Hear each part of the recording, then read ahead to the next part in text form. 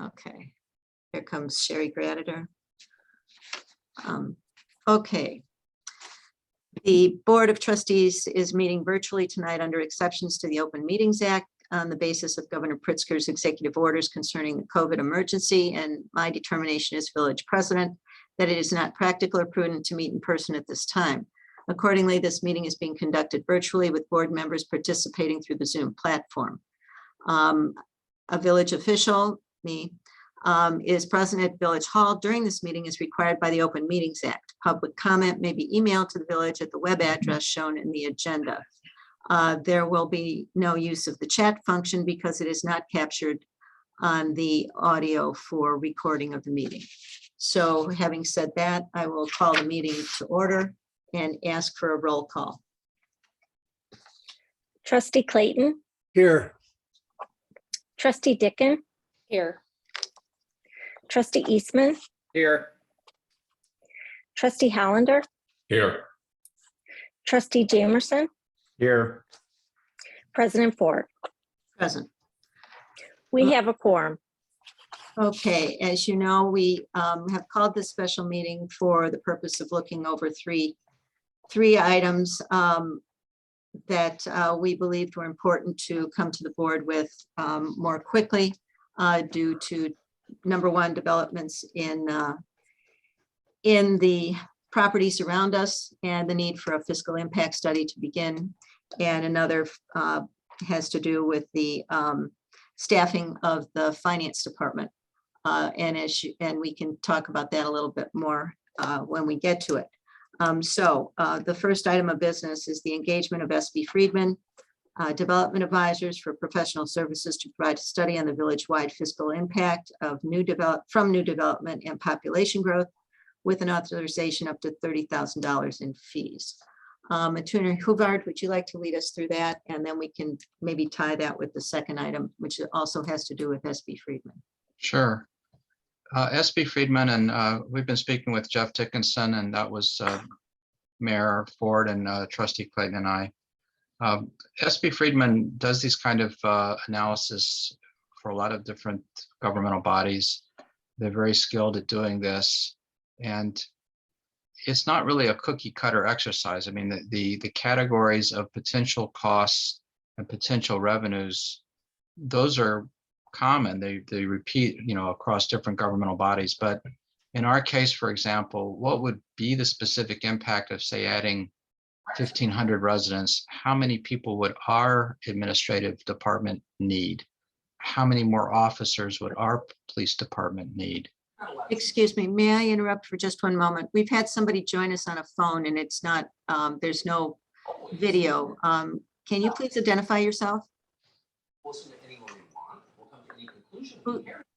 Who is iPhone 2? We sat down at some length and talked. It's Stan Boyarski. I wanted to show you some of this. You can make up your own mind, which you're still allowed to do as far as we're. Who is iPhone 2? I don't really feel like I've exposed anything. Like I'm truly Can you, not a very political person. This is the first time someone's experienced this level of ban. I'm not particularly right wing. I don't vote. excuse me, who's on iPhone 2? Who has joined the Riverwoods meeting? Is it an open meeting? It's an open meeting. It just, Oh, as long yeah. as your phone is muted so we don't hear the background, is fine. Okay, let's Okay, keep going. So the task that SB Friedman has is to interview and work with the village to understand all of the things that sort of customize this kind of fiscal impact for us, so that they can really understand what's our tax rates, what sort of taxes do we have. And the idea is to develop a very customized look at how population increase and these kinds of developments affect our revenues and our expenses. And they're agreed with us that once they went through this exercise, and they're going to look primarily at the site on Milwaukee Avenue, but that they wouldn't really need to retool it a great deal if something happens on Wolters Kluwer or with Lexington Homes. In other words, they think that they will develop enough insight from meeting with village staff and officials and coming up with the sort of the template for this, that we'll have I wouldn't say like just a toggle switch, but we'll have the ability to sort of understand how the population factors we're looking at affect us from a fiscal impact analysis. So that's the first study. Do you want me to stop there and maybe see if we have questions, or should I? Sure. Any questions, trustees, at this point? Trustee Clayton, please. Well, I just have a few comments about that part.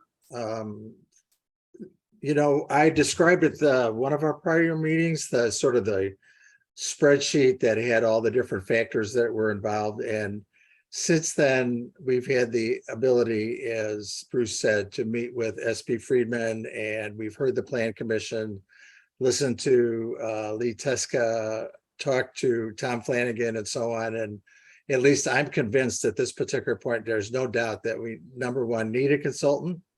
Number two, that SB Friedman has the expertise and the experience that we need. I specifically asked if they have the capacity to undertake this study at this particular point, and they said they do. And also that they could use this as a template, as Bruce said, for any other future unique challenges that we face going forward. We did have a few things on the spreadsheet that they weren't used to necessarily looking at, and that has to do with sort of the one-time costs going in, and the fact that the village would be sharing in some of the infrastructure costs. We have different TIF lives and so on. So this gets a little bit more complicated from their end, but I really believe that this is something that we need to undertake, and I would urge the board to approve it.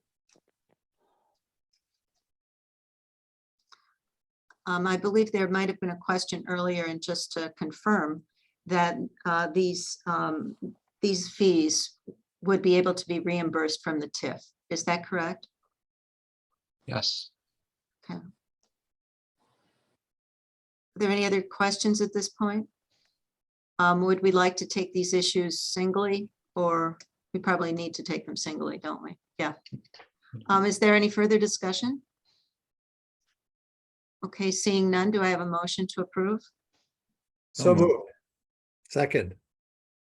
Okay, may I have a roll call, please? Trustee Hollander, Aye. Trustee Clayton, Aye. Trustee Eastman, Aye. Trustee Jamerson, Aye. Trustee Dickon. Aye. Motion passes. Okay, thank you. The second item, So the second item is the kind of assistance that SB Freeman provided to us, for those of you who might remember, when we had a proposal from Terrico years ago requesting TIF assistance. When SB Freeman represents a municipality in a TIF negotiation, it sort of gets into the nitty-gritty with the developer while examining their cost, examining the basis for which they're requesting assistance. Many times they're getting information that's of a confidential nature, but they're able to look at it as our consultant and come to some conclusion as to whether or not the developer's requests are justified. You bear in mind that the good stewardship of TIF revenue is to use it to maximum effect, to leverage investment that would not occur except for the TIF investment. Well, of course, when developers are in a TIF district and they have the opportunity to be reimbursed for TIF costs, the temptation on their part is to ask for the moon. Why not? Ask for as much as you can. So, we can't go through this exercise without a consultant, but it helps a great deal to have someone who sits in on these negotiations basically on a routine basis all the time. In fact, I know, because I've worked with SB Freeman in another community with Lexington on another transaction, and I've seen them operate. And so, the developer would be requested to put together a term sheet of what they're looking for. SB Freeman will examine the assumptions. There's a lot of back and forth about what is the appropriate actual amount, and then at some point it gets presented to the board as here's the request, here's the recommendation of SB Friedman, and the board gets to weigh in on it. But at least at that point, you have, a well-developed basis for making the judgment. So again, in this case, the fee estimate is assuming a full-blown examination and negotiation. It may be that we arrive at a consensus that we're all happy with Lexington far short of this. There's no obligation to spend this much. This is just their estimate based on the number of hours that they typically can spend on something like this. But given our experience and my experience, we're hoping that we can do this for less. Trustee Hollander? The Plan Commission is going to have a significant input and discussion regarding affordable housing, the types of the look of the house, how much green space there is. And I think that's still all up in the air with Lexington. I'm pretty sure we haven't come to any final decisions on those things. At what point does the TIF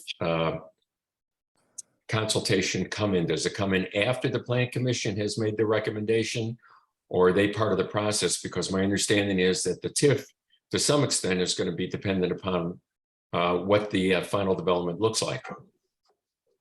Well, good questions. The TIF, if we're talking between the number of townhomes that's requested and a slightly smaller number, I mean, I don't think the reality is that we're looking at something radically different in their site plan, or Lexington has told us they can't develop it. So I think based on the product that they've already shared with us, the product type, the cost, the number of townhomes, the amount of increment that can be generated is going to be fairly easy to establish based on traditional criteria. The fact that we change the appearance or have a little more open space or ask for more landscaping, that won't change in a major way, that won't change the increment stream that a project like this is going to generate.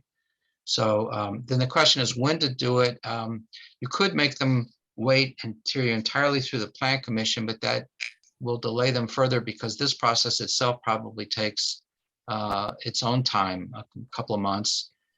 They would like to kind of go parallel track on both of them, knowing it's at their risk. We will be asking them for a developer escrow deposit as they make their application for the zoning. So I think if we start to see, it's a little bit of a chicken and egg. I wouldn't say we should go full bore on the analysis on their TIF assistance until we have a little more clarity on their application, but they're planning to get an application into us in about 3 weeks. So this way we're ready. SB Friedman can reach out to them and at least make inquiries to get information that they need from Lexington. And we won't have to come back to the board to try and get this set up, in 3 more weeks. Thank you. Trustee Jamerson, you had a question. I do. I actually have 2 questions. If they ask for X number of dollars for development from the TIF, right? And the TIF, for whatever reason, doesn't generate that much money, we don't have to come up with the difference, right? Correct. Okay. And then the other thing is, and this is, I think, mainly for the new trustees that haven't gone through this TIF thing before. The trustees can decide not to give out TIF funds to a developer, which is what happened with the McDonald's / whatever it was, gas station on the corner of Deerfield and Milwaukee years ago, right? Right. Okay. I'm not saying that's going to happen. I'm just saying those are options available. We have, I will just alert the board, there is the timing issue on the Lexington proposal is tricky because the village has insisted and asked that they do all of the excavation and site preparation work at one time, including work that is to benefit the county. The county is planning it would come back in 2 years or 3 years when they actually do the road widening and create comp storage on the Federal Life parcel. that would involve an entirely second construction project happening after the townhomes are already built. That would be really inconvenient and a mess. And the county agrees as well. So we've said, well, Lexington, just do it all, which includes digging more than they would dig for their proposal. And also there's an access street, which includes some part of a road that goes to the shopping centers. That's more than what they would need for just the Lexington proposal. So in both cases, they're doing stuff that has public benefit, that benefits more than just the site. And it's not really in their budget at the moment.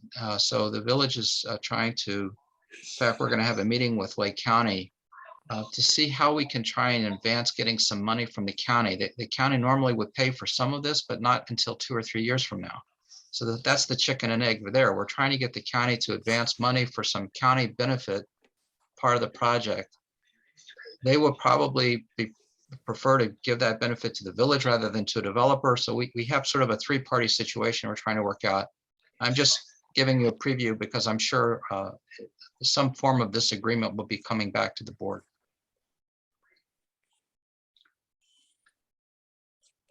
Are there any other questions on this, the agreement with SB Friedman to negotiate on our behalf? Any other questions? Okay, seeing none, do I have a motion? So moved. Second, Okay, motion and a second. Roll call, please. Trustee Clayton, aye. trustee Jamerson, Aye. trustee Hollander, Aye. trustee Dickon, Aye. trustee Eastman. Aye. Motion passes. Okay, the third item on our agenda is an approval of an employee leasing agreement with GovTemps to provide an employee to serve as a municipal advisor to assist with the restructuring of the finance department, the services and personnel at a cost averaging no more than $5,000 per month with an initial term ending December 31 and subject to extension. iPhone 2, can you please mute? Okay. All right, I think the background information provided in the memo, you all know that our current outsourcing service provider, Lauterbach and Amen, oh, and timely, here comes Hal. So the background information in the memo, again, I think this is information that you all already know, that Lauterbach and Amen has not decided to renew our relationship, so it ends on December 31. We need to find a replacement for the department.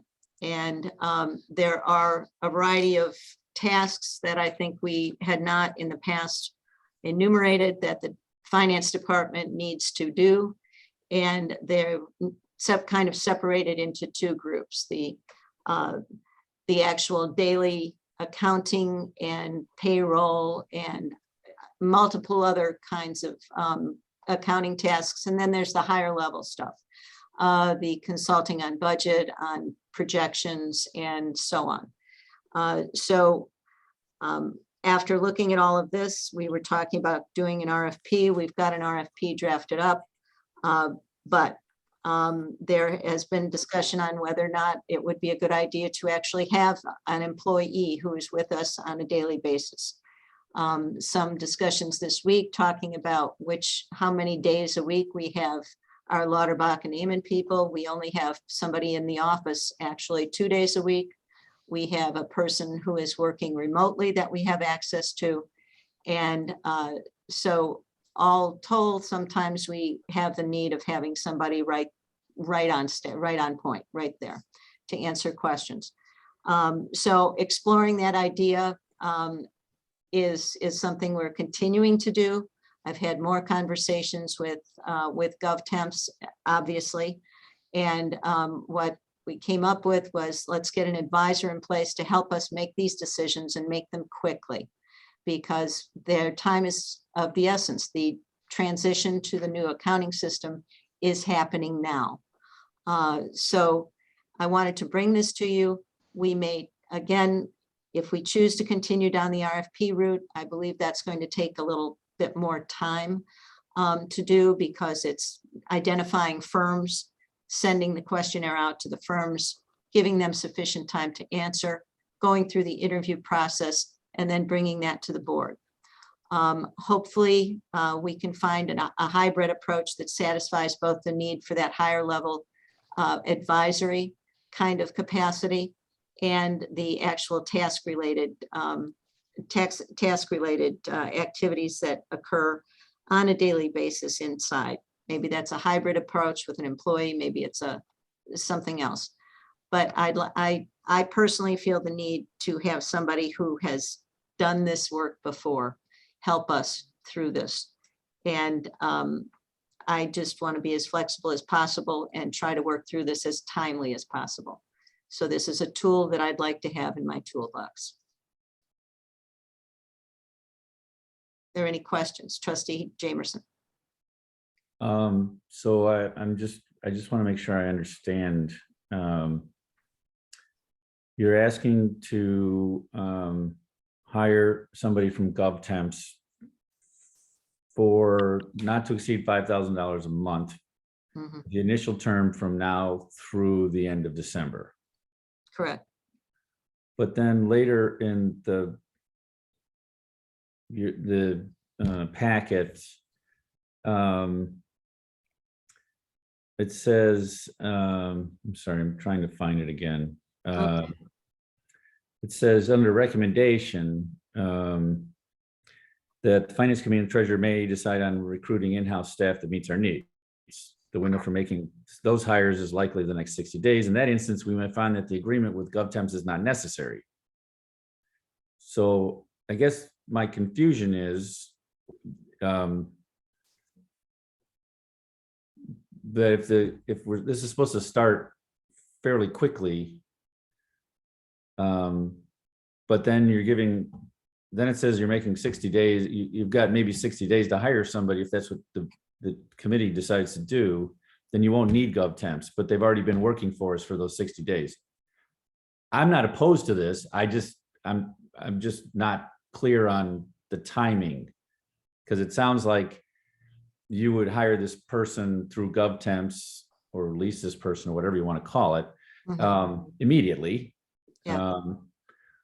But then is the GovTemps that you wouldn't need for people more people you would lease from them? Is that what the thought process is?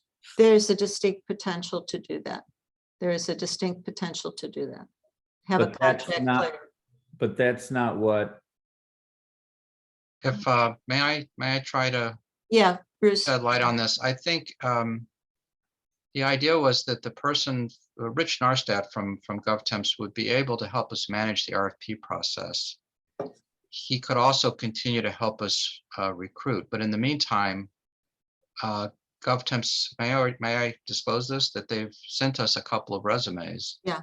And GovTemps is basically saying, here's some great people that you might look at now. Now, it may be unnecessary to have Rich come over here as a full consultant for 3 months if they can sit down with us. If we have somebody right now that is somebody we could interview and say, oh, this would be someone who could do all of the day-to-day stuff at the Village Hall. That may not get rid of the need to find higher level person, but it depends. The people that the resumes that we saw were of a very high level.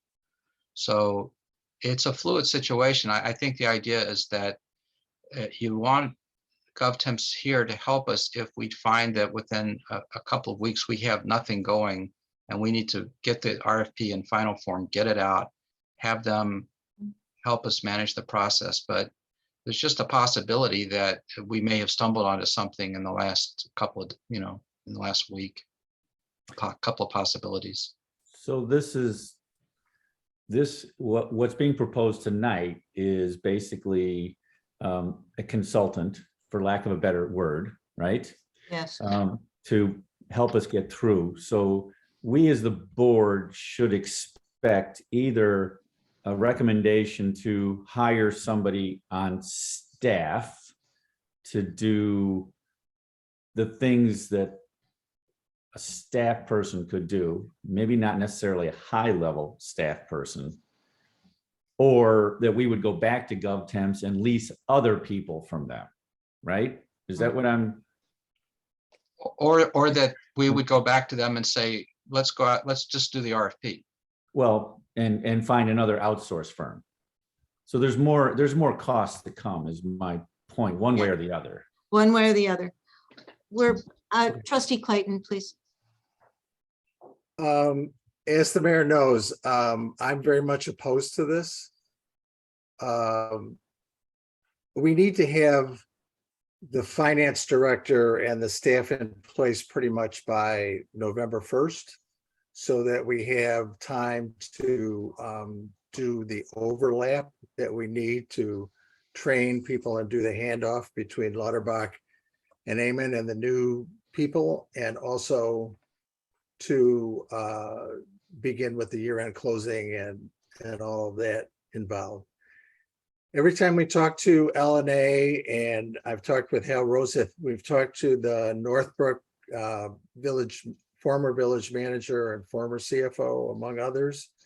It's extremely difficult to hire accounting people right now. And there is a substantial probability that by going forward to try to hire people at this particular point in time, we will strike out. May have resumes from very high level people, but that doesn't do the day-to-day operations of the finance department. Right now, if we hire a finance director, that person will have no staff. They will have no idea about the rest of the village hall staffing or organization. They will have no sense that the issues that plagued LNA have been fixed. We've been advised by the Northbrook former CFO to outsource the whole thing right now and to move forward on that basis. It's my opinion that we need to issue the RFP right now. Otherwise, we're exposing the village to a very substantial probability that we will end up at the end of the year with no finance staff. We can always, once we find an outsourced firm, we can always decide to hire a finance director and have them on the village's payroll. That is something that I think has some real potential benefit. But at this particular point, I don't think we need an advisor. We know how to do an RFP. We've done many before. We need to issue the RFP. We need to find an outsourced firm. We need to get them in place so that we can do the transition with LNA, and then we can step back and decide how we want to approach this long term. And my suggestion is that this advisor, this least employee from GovTemps who has experience in this area would be a great person to have work with us on that project. And to be able to assess what our needs are and how that matches up with an outsourced firm. Or if somebody else comes along, that's fine. I understand the sense of urgency, but I also understand that the myriad of tasks and the skills that are needed and what level of skills that are needed are extraordinarily, they're out of my ballpark.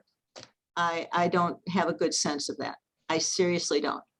We've got some people here who were not equipped, not as highly skilled as we thought. And that caused a great deal of consternation. We only have access to people 2 days a week. There's only somebody in the office 2 days a week.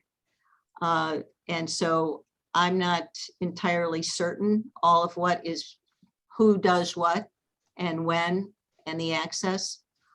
Somebody who has actually run a finance department might be better equipped to say, this is the kind of, you don't need this, you need that. Outsourcing is a method to get to where we want to go, which is a finance department.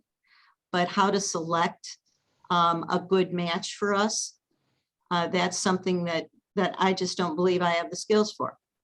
And when you bring this stuff when you bring any employee in, whether it's an outsourced employee or an in-house employee, it falls to the management of those employees falls to the mayor at this point and not a village manager. And how they fit together and all of those kinds of things. I just feel that I need a more professional help in this. I don't even know which firms to go to add. There are lots of smaller accounting firms out there. There are firms that do outsourcing out there. LNA is not going to be part of that response team. So it gets a little trickier to evaluate that. So this is my belt and suspenders to try to solve this pit, to try to replace an entire finance department in 1 to 2 months. Trustee Jamerson.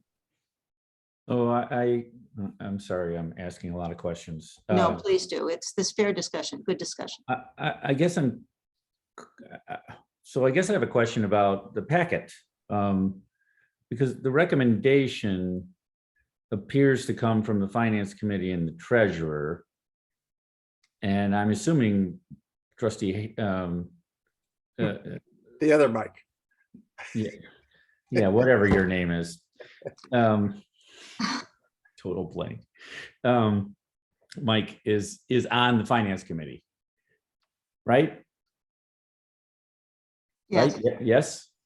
So I'm a little concerned about that, and I guess Trustee Clayton, thank you, says that we know how to do an RFP. I mean, I don't know anything about doing one for finance, but anyways. So I guess I'm curious as to why.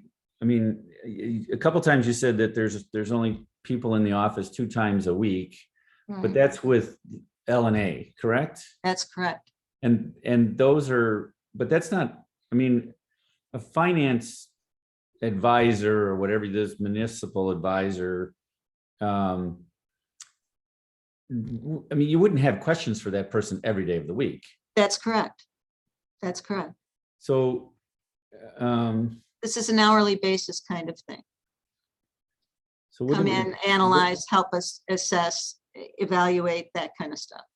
It's a consulting project. It's So are you saying this person would write the RFP? The RFP has been written and we've got a list of, and we've tried to describe more accurately scope of services. So what is he gonna do for $5,000 a month? I guess that's a part I'm sorry, I'm having trouble with the, It was, his proposal was, I think it was 5 to 40 hours a month. So it's really just whatever use of him we make. It's not a set amount.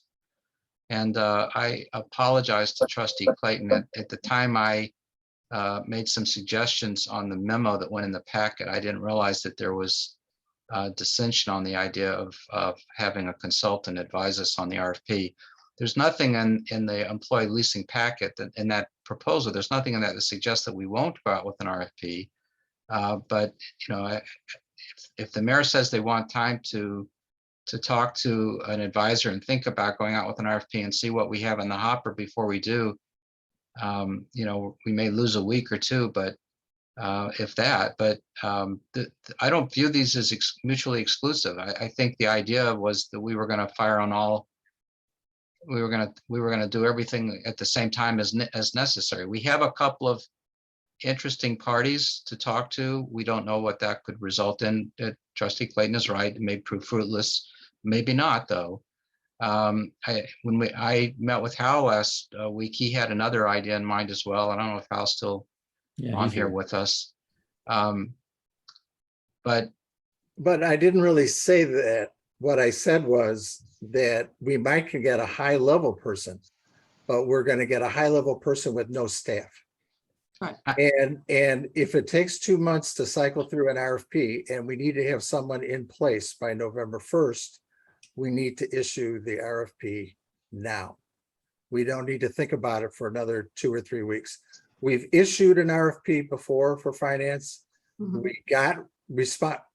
legitimate responses before. We have a functioning finance department. We know what functions are required and what levels and hours are required. And there's no reason to need an outside advisor until such time as we decide to go out and recruit for this position. But until we know that we have a staff in place and that we have a village hall organization that this person can relate to, and we fix some of the problems that plagued our relationship with LNA, what finance director is going to come on board and going to want to be a part of that environment? I believe that we need to stopgap, if you will, get an outsourced firm in place. I just don't see that it's that difficult to figure out how to go forward with the RFP. I do agree with Trustee Clayton that hiring people right now is very difficult. It's very difficult, and it's also very expensive. And accounting people particularly are very difficult to find. So I'm not sure that's a good plan right now. Although I will say that I wish we would have done this a year ago, because I was for hiring somebody a year ago, and we went down the path we went down, and now here we are. But now is probably not the right time to look for new employees at that level, in my opinion. I have to agree with Trustee Clayton. I think that we're better off putting the RFP now, getting in a firm to do what we need them to do. It's going to take time to transfer the knowledge from LNA to whoever is chosen from the RFP. And, you know, that's my opinion.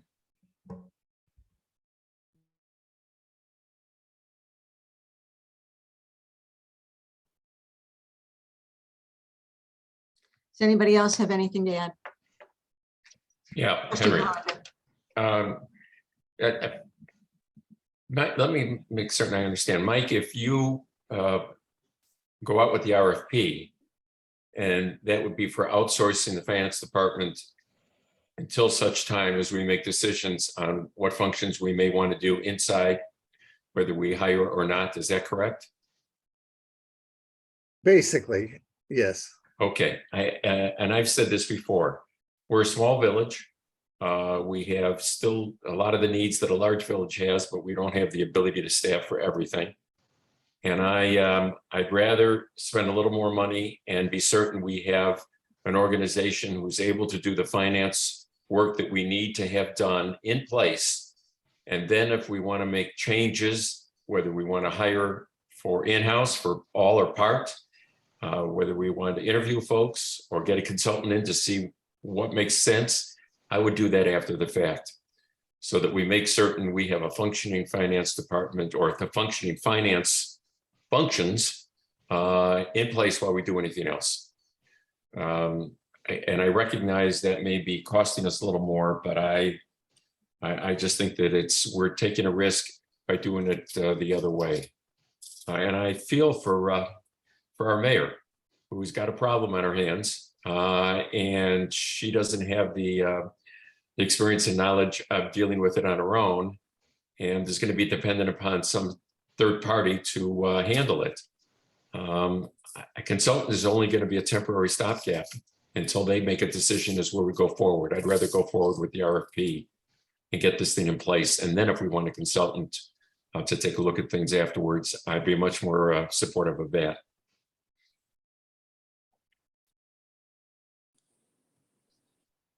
We appear to have lost the mayor. Oh, no, she moved in my screen. Fowler, is that a hand up that I'm seeing? Yes. Yes. Treasurer Rosa. Yeah, I mean, I'm probably a little closer to the situation than most of us, since this is what I do for a living. And if I had the resources, I would apply them to the village too. We actually have been looking for somebody for 2 people now for months. And in some cases, I've had 0 resumes. I mean, 0, not even unqualified people. I think when I talked with the mayor and Attorney Huvard, I think we kind of talked about different options in there, and knowing how companies work, and I'm sure all of us who have had experience in that field, outsourcing, and I think Trustee Clayton, we kind of agreed on this too, is really a temporary situation. That for the village to be dependent on an outsourced accounting department, we run the same problems that we do if we hire somebody in terms of their tenuous nature. As we're going through now with LNA, you can see that it's nothing's forever just because we outsource it. A lot of these firms, they're short of people too. So we don't know what we're going to get. And just because we're outsourcing, we may not get quality people in there because they don't have them either. It is an industry-wide situation. But I do understand the imperative nature of it in terms of the timing, that we don't want to be without anybody in a transition phase. But I still think the goal would be to try to find some quality candidate that can have a permanent position with the village. It breeds loyalty. It breeds the ability for them to expand beyond a handful of daily tasks. I don't think anything there is overwhelming. As I described it, it was, Susie on steroids in terms of having somebody that learns the system and can do the day-to-day tasks that we know of today, but probably will grow in their capacity. I just believe that the job description will allow for that. But I have two questions. The RFP, is that targeted as we've kind of defined this with two different levels? Is that defined for the heavy lifting day-to-day work, or is that combining with the managerial standpoint? Right now, the scope of services, excuse me, the scope of services takes into account higher level consulting type services. And then there's a list of the important daily activities, talking about bank reconciliation and payroll and entries, the book entries, fund entries, SSA work, responding to questions from the village engineer, utility billing, all of it. Right. So, and I agree that is the position. I mean, if I were to design this, I would say without somebody doing the daily tasks, we come to a grinding halt. So that has to be the first objective in any approach. And then Bruce, I wanted to ask, you said you had some interesting candidates. What were they interesting in what capacity? They were people who have been finance directors and assistant finance directors in municipalities. And it looked like they could do all of those daily tasks easily as assistant finance. So I think one of them had been assistant finance directors. And, I think they were probably somewhere between the day-to-day and the more senior person. So I don't know that they, I don't think they would be content only doing the day-to-day. And I don't think we have enough to judge whether they could do more. I have a feeling that they could do more and could eventually hire someone to do the day-to-day as well, or work with Dana or something like that. So we don't know, because all I did was see a couple of fairly impressive resumes compared to what we've had there in the position before. And I don't know if that's because coming through GovTemps, they have access to people that we wouldn't have access to if we just put out an ad or something like that. But I suspect that the idea was that they were going to try and set up some meetings with us early next week, and we would see, what's involved. That's all I know. What would be wrong with proceeding on both flanks? That was my question. That's what we're talking about.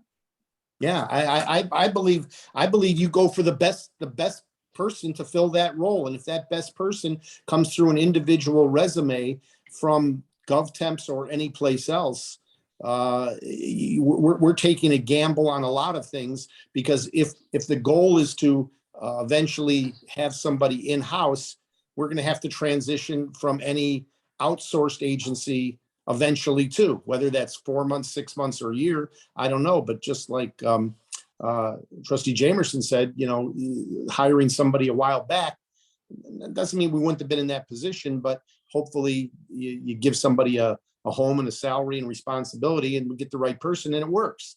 So I think you're taking a chance either way with longevity and consistency in the job. I think you go forward on both fronts. And if somebody from these GovTemp's resumes and paying them a search fee or whatever, if they deliver the right candidate, and you get this person that is willing and knows that that's their job responsibility, I see that as a nice substitution immediately if we vet them in the same capacity. And I'll be happy to be part of that vetting process, just from a daily task and asking the boring accounting questions of their experience and laying out what they would be doing. And if they roll their eyes and say that's below them, then that's not the right person. Trustee Jamerson. So a couple questions, to Hal's point. So an RFP is going to take some time, even if we put it out tomorrow, right? You've got to give them time to respond.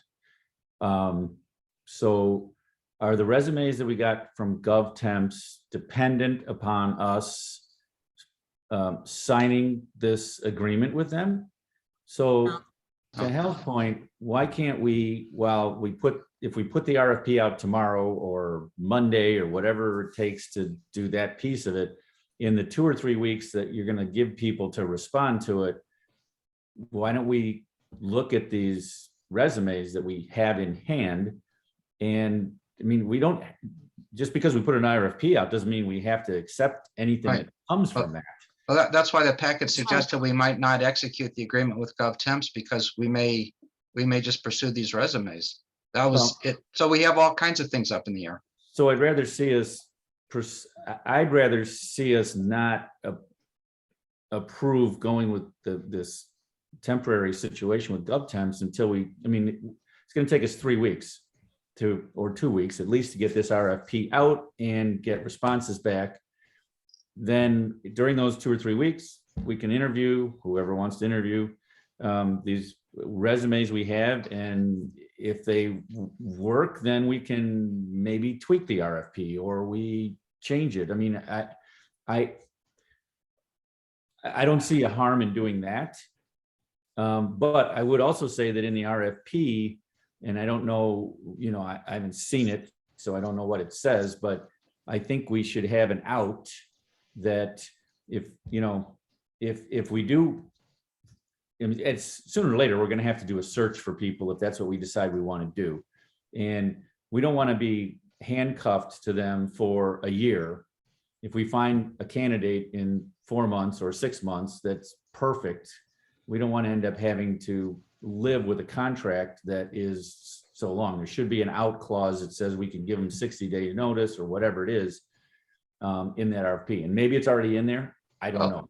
It's a little tricky because, you're asking them to be fully mobilized to provide all these services. And you're saying, by the way, we can ask you to demobilize on 60 days. That may cut down on the number of candidates too. It may, but I Don't know. anyway, so that would be my suggestion, that we don't do this GovTemp thing right now. If we find it, if one of these candidates that you have a resume for looks like they're going to be able to do some of the day-to-day or all of the day-to-day stuff and maybe grow into the job, I'm not as concerned about them growing into it. Then you can hire. Then we can move through with this $5,000 up to $5,000 to have Rich manage that. I mean, person. the request was to give the mayor the discretion to sign the agreement, to authorize it and give her the discretion whether to sign it or not, but not necessarily, she is not bound to sign it. Yeah, but we're not going to. Trustee Hollander. Not ready to give her that. 2 things. One, I have no objection to giving the mayor the permission to do this. It's not that large an expense. And then I think that'll give us some some backup. Second of all, is there a question as to whether or not we have the expertise to evaluate the responses of the RFP? Or are we going to need to consult or hire someone to do that? Because putting the RFP out and then making the decision to evaluate whether or not it serves our needs, if we don't have that in-house, then it's either going to be dependent upon us hiring someone during this next few weeks or using a consultant. I believe we have the expertise to do? evaluate RFPs without. Please repeat that, Mike. I I overspoke. believe we have the expertise to evaluate the RFPs without question. Thank you. All right. I would wait. In that case, I would move that we give the mayor the ability to hire if necessary, but to go ahead out with the RFP with due speed and go down with both roads. I have a question about your motion. Yeah. Are you saying that you're giving her the discretion to sign up with GovTemps or just to look to hire somebody and put the RFP out? I'm not sure which. Actually, it's both. To go ahead and put the RFP out. Put the RFP out. And if you find someone that you want to hire that you're confident is good for the job, that's fine. It has to come back to us anyway. And if it's necessary, we may not find anyone right away, to go ahead and use the consulting services we need to. So it's actually the permission, it's all three, Rick. Oh, okay. So, okay, It's belt and suspenders. Step one, yes, step one would be to go out with the RFP. Yes.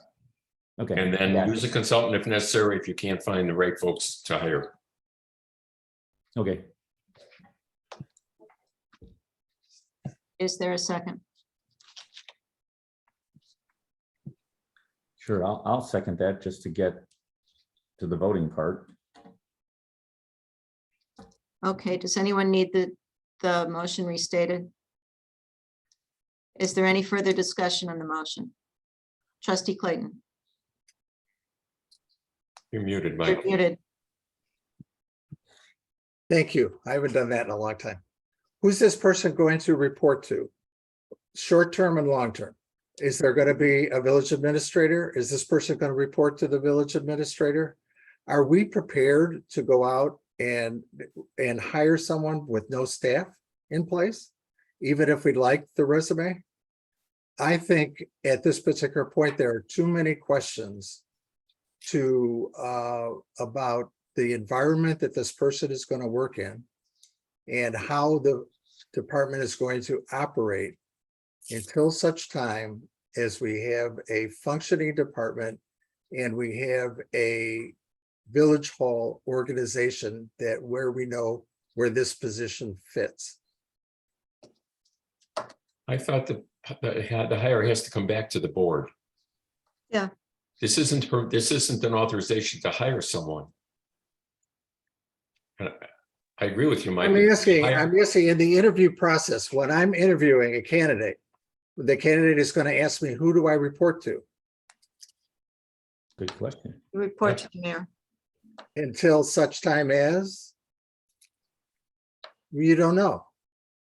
Until we get a village manager, which I hope is sooner than later. That's a whole different discussion. It is. But in the meantime, the administration of the village is under the purview of the mayor.